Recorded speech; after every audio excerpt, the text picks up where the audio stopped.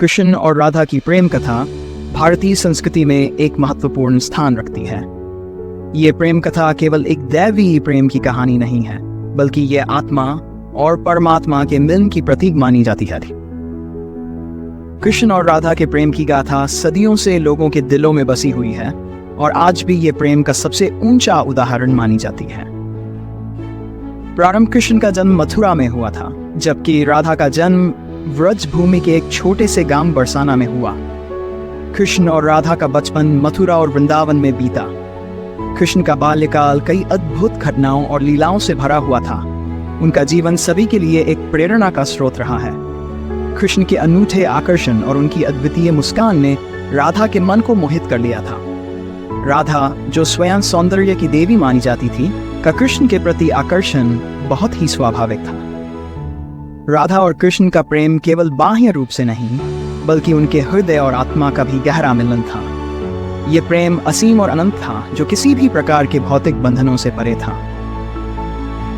राधा और कृष्ण का प्रथम मिलन वृंदावन की भूमि पर, जब कृष्ण अपने माखन चोरी की लीलाओं में मग्न थे, तभी उन्होंने पहली बार राधा को देखा। राधा का रूप सौंदर्य देखकर कृष्ण को ऐसा लगा मानो उन्हें उनकी आत्मा का दूसरा हिस्सा मिल गया हो।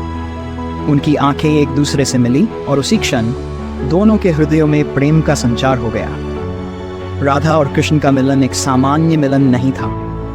यह एक दिव्य संकेत था, जिसमें प्रकृति की हर एक वस्तु ने उनके प्रेम को सराहा और उनका स्वागत किया। उनकी पहली मुलाकात में ही दोनों ने बिना कुछ कहे एक दूसरे के प्रति अपने प्रेम का इजहार कर दिया था।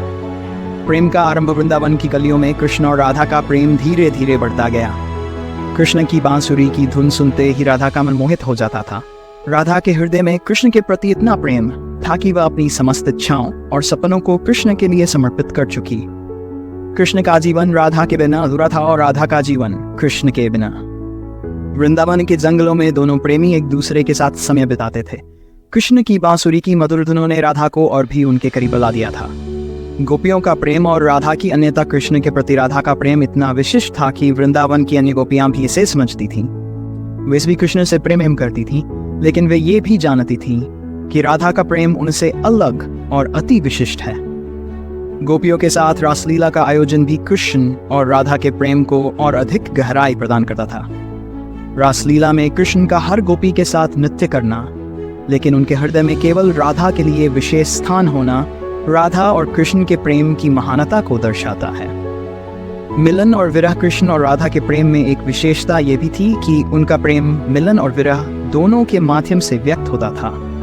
जब भी कृष्ण वृंदावन में होते, राधा का मन प्रसन्न और संतुष्ट रहता, लेकिन जब कृष्ण मथुरा चले जाते, राधा का हृदय विरह की वेदना से भर जाता।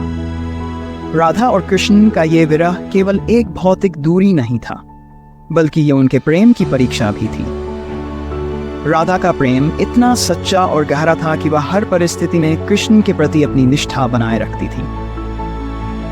द्वारका की यात्रा और राधा का बलिदान, कृष्ण का मथुरा छोड़कर द्वारका जाना राधा के लिए बहुत कठिन समय था।